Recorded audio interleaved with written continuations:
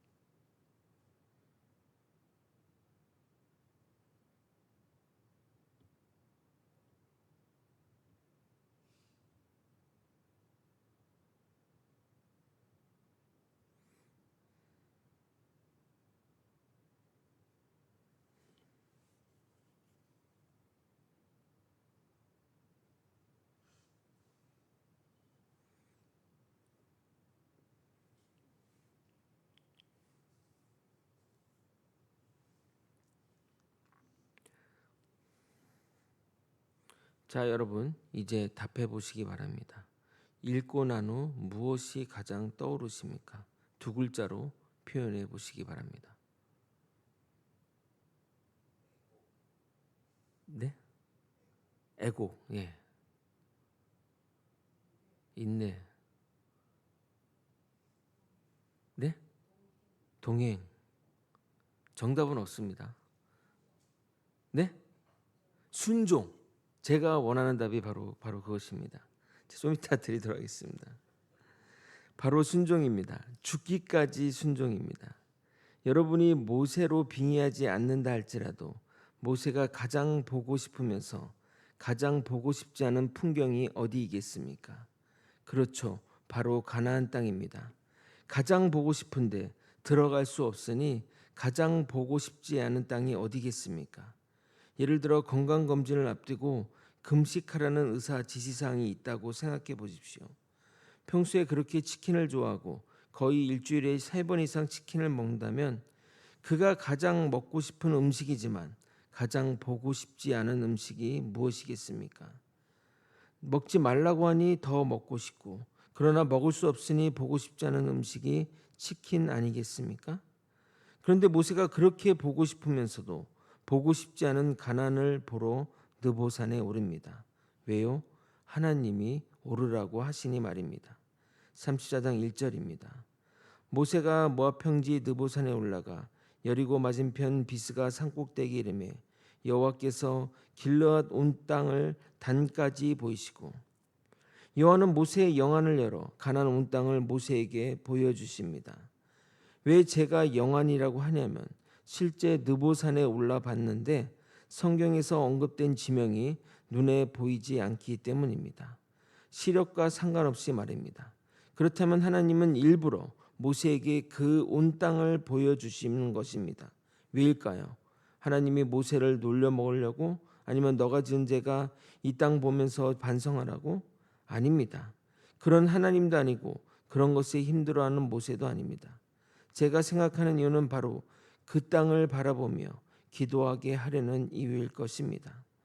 아마도 모세는 그렇게 가고 싶은 그 땅을 바라보며 이스라엘 민족을 축복하며 기도했을 것입니다. 그리고 앞을 있을 전쟁에서도 승리하기를 바라면서 말입니다. 지난 설교에서 살펴본 대로 지파들을 일일이 축복한 것처럼 그런 마음으로 바라보았을 것입니다. 이것이 하나님의 사명자가 지녀야 할 마음의 자세입니다. 만약 제가 원치 않는 상황으로 인해 또는 성도들이 저를 원치 않아 제가 이 자리를 물러나야 한데도 저도 모세와 같은 마음으로 거제 소망교회를 위해 기도할 것입니다. 성도님들의 신앙 성장과 교회가 계속해서 발전하기 위해 기도할 것입니다. 사명자라면 당연히 그래야 하고 그렇게 살아가야 하는 겁니다. 사랑하는 거제 소망교회 성도 여러분, 모세는 인생의 마지막에 하나님의 말씀에 순종하여 느보산에 올라 하나님이 보여주시는 가나안 땅을 바라보며 이스라엘 백성들을 위해 기도했습니다. 이것이 진정 중보자이자 예수의 마음을 담은 기도라 하겠습니다. 사명자는 자신의 것을 챙기기보단 하나님의 시야로 하나님의 목적을 위해 살아가는 자들입니다. 비록 자신이 그 일에 쓰임받지 못한다 할지라도 하나님의 뜻이 이루어지는 걸 보며 기뻐하며 죽을 수 있어야 하는 겁니다. 스데반 지사가 바로 그래야 했습니다. 단 한 번의 대단한 설교를 마치고 그는 돌에 맞아 죽어야 했습니다. 만약 그가 그때 죽지 않았다면 하나님의 일꾼으로서 크게 쓰임 받았을 겁니다. 아마 그가 남긴 책도 있지 않았을까 생각됩니다. 그러나 그는 거기까지였습니다. 죽어가면서 아쉽거나 안타까움이 없었을까요? 그러나 그는 그렇지 않았습니다.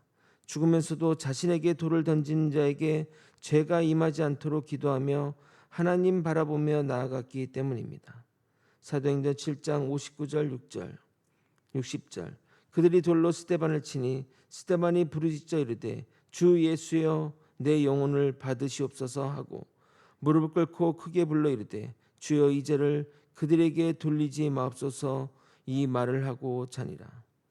우리 모두 이 믿음을 향해 나아가야 할 것입니다.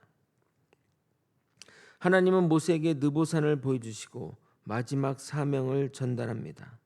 바로 그곳에서 가나안 땅을 보면서 죽으라는 사명입니다. 4절을 여러분이 한번 읽어보도록 하겠습니다. 시작. 여호와께서 그에게 이르시되 이는 내가 아브라함과 이삭과 야곱에게 맹세하여 그의 후손에게 주리라 한 땅이라. 내가 내 눈으로 보게 하였거니와 너는 그리로 건너가지 못하리라 하시매. 그러자 모세는 더 이상 다른 말을 하지 않고 생을 마감하게 됩니다. 그런데 참 우리로서는 이해하기 힘든 일이 벌어집니다. 6절입니다. 벳볼 맞은편 모압 땅에 있는 골짜기에 장사되었고 오늘까지 그의 묻힌 곳을 아는 자가 없느니라. 참 이상하지 않습니까? 모세와 같은 민족의 영웅이 묻힌 곳을 모른다는 것이 말입니다. 아무리 이스라엘 민족이 전쟁을 앞두고 있고 곧 가나안 땅으로 이동해야 하는 상황이라면 무덤에 비석이나 돌을 세워 표시하면 모를래야 모를 수가 없습니다. 하간을 하고 나서 표시를 남기지 않았다 할지라도 이스라엘 민족이 수십만 명인데 기억이라도 하지 않겠습니까? 그래서 전쟁이 마무리되면 다시 와서 모세의 시신을 가지고 가나안 땅에 들어가야 하는 것이 정상일 겁니다. 그런데 묻힌 곳을 아무도 모른다는 것은 일부러 장제를 숨겼다고밖에 볼 수 없습니다. 그럼 누가 이런 명령을 내린 것일까요? 자신의 묘지를 숨기라는 지시를 말입니다. 만약 저에게 유언을 남기라고 했다면 요셉이 그러했던 것처럼 전쟁이 끝나고 자신의 유골을 가져가 유골이라도 가나안 땅에 묻어달라고 했을 것입니다. 만약 모세가 그렇게 유언했다면 그것을 안 지킬 후손이 어디 있겠습니까? 정복 전쟁이 마쳐지고 가장 우선해야 할 일이 그것일 겁니다. 그러나 묘지의 위치까지 모른다는 것은 모세가 그렇게 지시하지 않았다면 있을 수 없는 일입니다. 그런데 모세는 왜 그런 명령을 지시한 것일까요? 모세가 그렇게 하지 않았던 이유는 하나님의 명령을 죽어서도 지키고자 했던 뜻이라 생각합니다. 하나님이 건너가지 말라고 했으니 유골도 용납하지 않으려는 모세의 결연함이 느껴지지 않습니까? 그래서 혹여나 후손들이 자신의 의지와 상관없이 유골을 취해 가져갈 것을 염려하여 특별하게 자신의 묘지를 숨기라고 명령한 것입니다. 사랑하는 거제 소망교회 성도 여러분, 저는 모세가 죽는 것에 순종한 것도 대단한데 죽어서도 순종하는 모습이 더 놀랍습니다. 몽골에 가게 되면 징기스칸의 존재는 거의 신과 동급입니다. 그래서 그가 거처한 모든 곳에 유적으로 보존할 뿐만 아니라 거대한 동상을 세워 기념합니다. 태어난 곳, 자란 곳, 왕이 된 곳 등등 의미 있는 모든 곳에 거대한 동상을 만들어 기념하고 심지어 그의 어머니까지 동상을 만들어 기념하나 몽골 사람들은 기념을 넘어 섬기는 지경까지 넘어가는 것을 종종 봅니다. 아마 모세가 죽은 곳이 남겨져 있다면 분명 유적지를 만들어 동상을 세우고 여러 가지 기념물을 만들었을 것입니다. 그러나 모세는 그러한 것조차 싫었던 겁니다. 주의 일을 열심히 하다 빛도 없이 흔적도 없이 사라지려는 모세의 모습이 우리 사명자가 본받아야 할 자세라 생각합니다. 제가 좋아하는 성경 구절을 읽고 설교를 마무리하려고 합니다. 예수님이 말한 비유입니다. 종은 하루 종일 밖에 나가 일을 하고 들어올지라도 들어가 쉬지 않고 주인의 밥상을 챙기고 수종을 든 후에 식사합니다. 종으로서 당연한 일을 한 것인데 그 종에게 주인이 감사하다고 말하겠느냐 말씀하시며 해야 할 일을 할 뿐이라고 말하라고 말씀하십니다. 우리 사명자가 가져야 할 마음 자세를 가장 정확하게 나타낸 성경 구절이라 생각합니다. 누가복음 17장 7절에서 10절입니다. 너희 중 누구에게 밭을 갈거나 양을 치거나 하는 종이 있어 밭에서 돌아오면 그더러 곧와 앉아서 먹으라 말할 자가 있느냐? 도리어 그더러 내 먹을 것을 준비하고 띠를 띠고 내가 먹고 마시는 동안에 수종 들고 너는 그 후에 먹고 마시라 하지 않겠느냐? 명한 대로 하였다고 종에게 감사하겠느냐? 이와 같이 너희도 명령받은 것을 다 행한 후에 이르기를 우리는 무익한 종이라 우리가 하여야 할 일을 한 것뿐이라 할지니라. 말씀을 정리하겠습니다. 모세는 하나님이 죽으라는 명령에 순종하여 느보산에 이스라엘 백성들을 위해 기도하며 죽어갑니다. 그런데 모세는 자신이 묻힌 곳을 아무에게도 알리지 않습니다. 분명 자신의 유골을 가져다가 가나안 땅에 묻으려고 하는 자들이 있을 것을 염려해서입니다. 죽어서도 순종하는 모세의 결연함이 느껴집니다. 여러분은 어디까지 순종하실 수 있습니까? 죽어서 순종도 어려운데 죽은 후에도 순종하는 것이 가능하시겠습니까? 우리의 믿음은 이곳을 향해 나아가야 합니다. 저나 여러분이나 아직 가야 할 길이 너무나 멀게 느껴집니다. 그러나 하루하루 그곳을 향해 나아가기를 소망합니다. 주님 바라보며 이 믿음의 여정 결코 후퇴하지 않으며 앞으로 뚜벅뚜벅 걸어 나가는 믿음의 용사가 다 되시길 예수 그리스도 이름으로 축원드립니다. 아멘. 기도하시겠습니다. 하나님의 말씀에 죽기까지 순종한 모세의 믿음 따라 우리도 죽기까지 순종하며 죽은 후에도 순종하는 믿음의 용사가 될 수 있도록 이끌어 주시옵소서. 하나님을 사랑하고 하나님의 말씀 따라 살고 죽는 우리 모두가 될 수 있도록 이끌어 주시옵소서. 이 모든 것 우리 주 대신 예수 그리스도 이름으로 기도드리옵나이다. 아멘.